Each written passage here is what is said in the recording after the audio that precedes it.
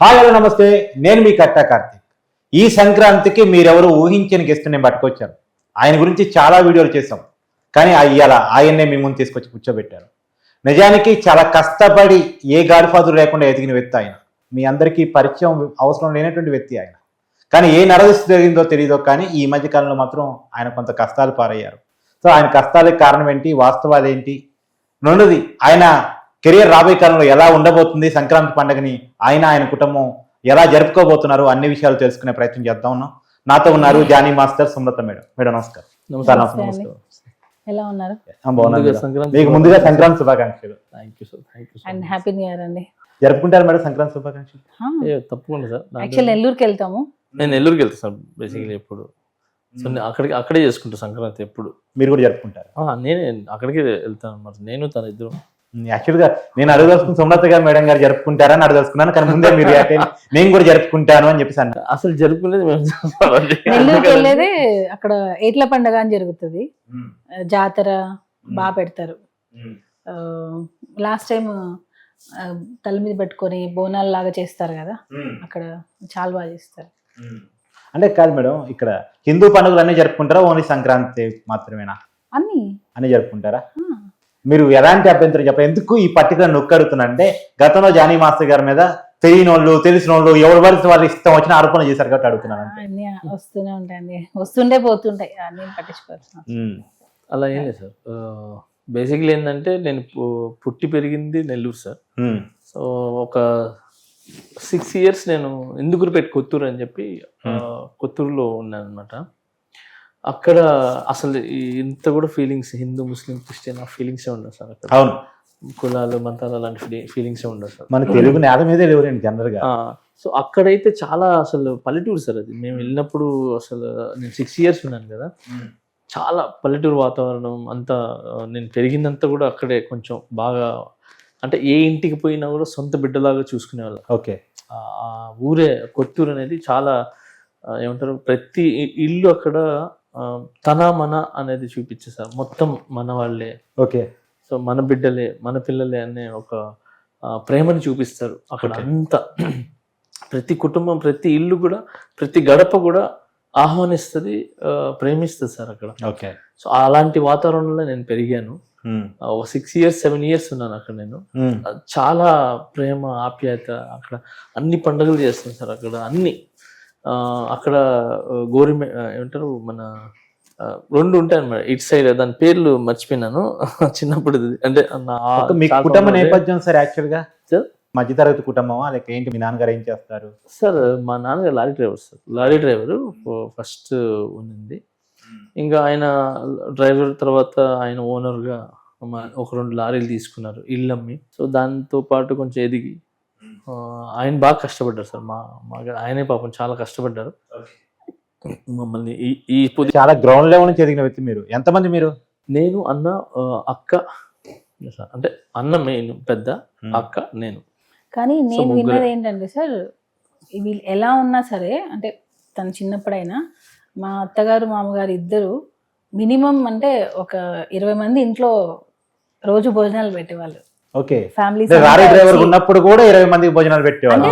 అంటే బయట వాళ్ళని కాదు, రిలేటివ్సే వచ్చి ఉండడం. అంటే ఎప్పుడు లేదు అనేది కాకుండా ఉన్న దానిలోనే అందరు ఎంజాయ్ చేస్తారు. 20 మంది పెట్టమంటే ఫైనాన్షియల్ స్టాండర్డ్ కూడా సరిపోవాలి కదా మేడం ఆ రోజు. అంటే ఇప్పుడు మన రిలేటివ్స్ ఉంటారు, చెల్లెల పిల్లలు, ఇంకా చిన్నమ్మ పిల్లలు, అలా అందరు కలిసి ఉండేవాళ్ళు అనమాట. ఆ ఉన్న దానిలోనే బాగా అప్పట్లో బాగా ఉండేవాళ్ళు అని చెప్పి నాకు మా రిలేటివ్సే చాలా మంది చెప్పారు. మా అత్త సార్ చాలా కష్టాలు చూసి పెరిగాడు. గాడ్ ఫాదర్ లేకుండా సినిమా ఇండస్ట్రీలో ఎదిగారు. అలాంటి మీరు ఎప్పుడైనా ఊహించారా జైలు జీవితం చూడాల్సి వచ్చిందని? కలలోనే అనుకున్నారా అసలు? సరే ఎవరు అనుకోరు సార్, అది ఎవరు అనుకోరు సార్. అది ఒక పీడకల సార్. అది సినిమా ఇండస్ట్రీలోకి రావాలని ఎలా అనిపించింది? దానికి అవకాశం ఎలా దొరికింది మీకు? సార్ సినిమా ఇండస్ట్రీలో రావడానికి మెయిన్ రీజన్ నేను పడిన కష్టాలు. అంటే కష్టాలు అంటే చెప్పాను కదా సార్, దాన్ని ఇప్పుడు కష్టాలుగా అనుకోలేదు. నేను ఎదగాలనే ఒక ఇంటెన్షన్ తీసుకున్నాను దాంట్లో. చాలా దగ్గర కూడా చెప్పాను నేను. ఇది మెయిన్ ఏంటంటే పేదరికం అనేది నా కళ్ళతో నేను చూశాను. ఓకే. అంటే డబ్బు లేకపోతే ఎలాంటి పరిస్థితులు ఒక్కొక్కరు చూస్తారు. నా కళ్ళ ముందు నేను పెరిగిన వాతావరణంలో డబ్బు లేక, చదువు లేక, సో కరెక్ట్గా వైద్యం లేక, సో వీళ్ళ పరిస్థితులు ఎలా అయినాయో కళ్ళ ముందు నేను చాలా చూసాను. వైద్యం లేకపోతే ఎలా ఉంది, ఎన్ని కుటుంబాలు బలైనాయో చూశాను. ఓకే.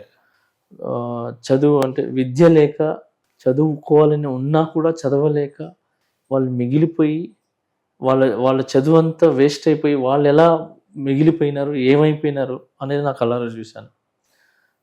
అలాగే అంటే ఒక విద్యా వైద్యం మెయిన్ సార్ నేను అనుకుంది. సో అలాంటి విద్యా వైద్యం అనేది అందరికీ అందుబాటులోకి రాదు సార్. అంటే డబ్బు ఉన్నోళ్ళు మంచి హాస్పిటల్స్కి, మంచి స్కూల్స్లో చేర్పిస్తారు. లేని వాళ్ళ పరిస్థితి ఏంటి? ఓకే.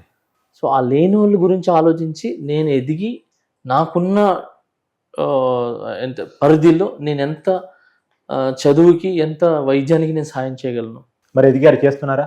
అది నేను చెప్పను. చేస్తే మీరు అంటే చెప్పాలి. నాకు తెలుసు కానీ మీ ద్వారా అభిమానులకు చేరవేద్దాం అంతకు మించి ఏం లేదు. అభిమానులకి తెలుసు. చేస్తారా లేదా అనేది అంటే ఎప్పుడు చేసింది చెప్పుకోకూడదు సార్. బట్ మెయిన్ రీజన్ ఏంటంటే నేను అంటే కాదు సార్, రియల్ లైఫ్ మీద ఎలా ఉంటారు ఏంటి అనేది అందరూ చూస్తారు, కానీ రియల్ లైఫ్ ఏంటో కూడా కొంతమంది తెలియాల్సిన సందర్భం వచ్చింది కాబట్టి అడుగుతున్నాను. ఇండస్ట్రీకి మెయిన్ రావడానికి కారణమే డబ్బు సంపాదించడం సార్. ఆ డబ్బు సంపాదించి పేదరికం అనేది ఉండకూడదు, ఎవరి లైఫ్లో పేదరికం ఉండకూడదు. అది నేను ఒక్కడనే చేస్తే దాన్ని పోగొట్టలేను సార్. అవును. సో ఎంతమందికైనా నేను సహాయపడితే చాలు, ఎంతమందికైనా నేను చేయగలను ఒక నమ్మకం. నేను ఒకరిని ఎవరికైనా స్ఫూర్తినిస్తే నన్ను చూసి ఇంకో 10 మంది వస్తారేమో, వస్తే ఇంకో 10 మందికి హెల్ప్ అవుతుందేమో, ఆ 10 మంది చూసి ఇంకో 10 మందికి హెల్ప్ అవుతుందేమో. ఆ విధంగా ఒక ఇన్స్పిరేషన్గా నిలబడాలి నేను రాబోయే తరానికి. మొదటి అవకాశం ఎలా వచ్చింది? ఫస్ట్ రాజమౌళి సార్ అండి. నాకు ఆయన బంగారు కొట్టు సాంగ్ తీస్తున్నారని చెప్పి తెలిసి మగధీర దాంట్లో అది డెమో తీసాం అనమాట. ఆ డెమోకి చాలా కష్టాలు పడ్డాం. చిన్నప్పటి నుంచి డాన్స్ చేస్తాం సార్? లేదండి, నేను వచ్చింది హీరో డైరెక్టర్ అవుదామని వచ్చింది. కొరియోగ్రాఫర్ అనేది నా ఊహల్లో కూడా లేదు, నా దరిదాపుల్లో కూడా లేదు. హీరో అవుదామని వచ్చుకొని కొరియోగ్రాఫర్ అయ్యారు. సో మెయిన్ అంటే హీరో అనే డ్రీమ్. హీరో అయ్యి ఒక సినిమా స్క్రీన్ మీద చూసుకోవాలి. ఓకే. అది కూడా హిట్ సినిమా తీసి చూసుకోవాలి. ఇప్పటికైనా ఉందా హీరో అవుదామని? సార్ నేను ఆల్రెడీ ఒక సినిమా చేస్తున్నాను. చూస్తున్నారా? ఒక సినిమా రన్నర్ అనే సినిమా ఒకటి చేస్తున్నాను. ఏం సినిమా సార్? రన్నర్. సో నడుస్తుంది, అది ఒక షెడ్యూల్ అయిపోయింది, ఇంకా నడుస్తుంది. అది ఎప్పటికి రావచ్చు? అది ఈ ఇయర్ మేబీ వచ్చేస్తుంది సార్. ఇయర్ తీసుకురావాలి దాన్ని. సో రీల్ మీద జానీ మాస్టర్ హీరోగా సినిమా చూడబోతున్నాం సార్. తప్పకుండా ఈ ఇయర్ అందరూ బ్లెస్సింగ్ ఉంటే ఇయర్ స్క్రీన్ మీద చూస్తారు సార్. ఓకే. యాక్చువల్లీ ఇందా మీరు అది కొరియోగ్రఫీ అడిగారు కదా, డెమో చేసింది వచ్చి రాజమౌళి గారిది. అప్పుడు చూసారు ఆయన ఫస్ట్ సాంగ్ చేసింది వచ్చి నితిన్. అదే రాజమౌళి గారి దగ్గర ఆ డెమో తీసుకుపోయి చూపించాను. రాజమౌళి సార్ చాలా మెచ్చుకున్నారు. దాని తర్వాత అవకాశం ఇస్తా అని చెప్పి ఆ సినిమాలో బాగా ట్రై చేశారు. అది కుదరక క్లైమాక్స్ సాంగ్ ఒకటి అనుకున్నారు. అది సినిమా లెంత్ అని ఉండటం వల్ల ఆ పాట షూట్ చేయలేకపోయినారు. బట్ సెకండ్ ఏ సినిమా చేసినా ఎవరు హీరో అయినా కూడా నేను నీకు సాంగ్ ఇస్తానని చెప్పారు. అదే విధంగా మాట నెరవేర్చుకున్నారు ఆయన. మొదటి అవకాశం చేజారిపోయినా తర్వాత అవకాశం. సో ఈ లోపల నాకు నితిన్ గారు ఈ డెమో చూసి నాకు నితిన్ గారు అవకాశం ఇచ్చారు. ఓకే. ద్రోణ సినిమాలో ఏమ్మా సాంగ్.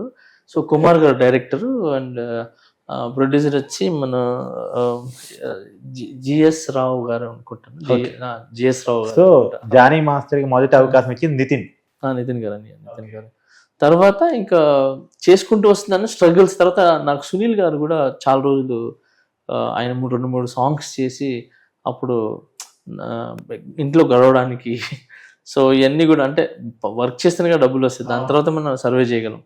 సో అలాగా మన చరణ్ మన ఏమంటారు ఇదే సునీల్ గారు దాంట్లో కూడా మర్యాదరమ్మన్న అయిపోయిన తర్వాత అప్పల్ రాజు అని చెప్పి, తర్వాత పూల్ రంగుడు అనే సినిమా, వరుసగా 3 సినిమాలు వచ్చినట్టు. సో ఈ విధంగా నితిన్ సారి కూడా ద్రోణ, రెచ్చిపో, తర్వాత అజ్ఞాత్ అనే హిందీ సినిమా.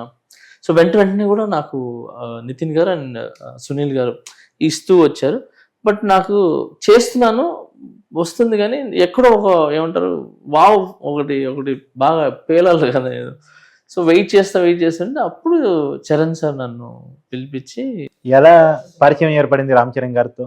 నేను అదే బంగారు గొప్పటి సాంగ్ చేస్తున్నప్పుడు వెళ్ళాను కదా, అప్పుడే నా డెమో చూపించిన తర్వాత ఆయన చూసి ఈ అబ్బాయితో చేయించుకుందాం బాగా చేశారని చెప్పి అప్పుడు అనుకుంటే కుదరలేదు. దాని తర్వాత మళ్ళీ రచ్చ షూట్ జరిగేటప్పుడు నేను వెళ్ళి కలిసాను అనమాట. రచ్చ తర్వాత ఆరెంజ్ సినిమా ముందు మగధీర తర్వాత ఆరెంజ్ సినిమాకి కూడా నేను వెళ్ళి కలిస్తే అప్పుడు సారీ జాని సాంగ్స్ అన్నీ అయిపోయినాయి, లాస్ట్లో క్లైమాక్స్ జరుగుతుంది వచ్చావు, నెక్స్ట్ సినిమా ఏదున్నా రండి కలవండి అని చెప్పారు. ఓకే సార్ అని వచ్చిన తర్వాత నాకు రచ్చ దానికి వెళ్ళినప్పుడు ఆయన రిసీవింగ్ ఎట్లుంటుంది సార్ రామ్ చరణ్ గారి జన? చాలా బాగుంటుంది. న్యూ పర్సన్ ఇప్పుడంటే ఓకే, న్యూ పర్సన్ గా వెళ్ళినప్పుడు మొదట్లో నేను ఫస్ట్ వెళ్ళినప్పుడు కూడా నేను ఎవరో తెలియనప్పుడు కూడా చాలా ఆప్యాయంగా దగ్గరికి తీసుకొని పిలిచి మరి ఏంటమ్మా ఏంటి అని అడిగితే, లేదు సార్ నేను ఫలానా టైంలో బంగారు పెట్టి సాంగ్ డెమో చేశాను కదా, ఇప్పుడు సాంగ్ గురించి ఆ డెమో చేసింది మీరేనా కదా, సరే వచ్చి కార్లో కూర్చోండి అని చెప్పి మన క్యారీవ్యాన్లో కూర్చోబెట్టారు. వచ్చి చాలాసేపు మాట్లాడి మనం కంపల్సరీ చేస్తున్నాము ఈ సినిమాలు అని చెప్పి అప్పుడు రచ్చలో నాకు అవకాశం ఇచ్చారు. ఓకే. సో అది సూపర్ హిట్ దాంట్లో తీసాను. అది అక్కడి నుంచి నాకు అక్కడ మేనేజర్ అప్పారావు గారు, సో చాలా మంది నాకు హెల్ప్ చేశారు అక్కడ ఉన్న. ఇప్పటికీ రామ్ చరణ్ కి ఇష్టమైన కొరియోగ్రాఫ్ ఎవరంటే జానీ మాస్టర్ అంటారు. అందరికి ఇష్టమే సార్, నేను అలా ఏం లేదు. అందరికి ఇష్టమే అంటే చరణ్ అన్నగా అని కాదు, ఆల్మోస్ట్ నేను వర్క్ చేసిన ప్రతి ఒక్కరు నన్ను ఇష్టపడతారు సార్.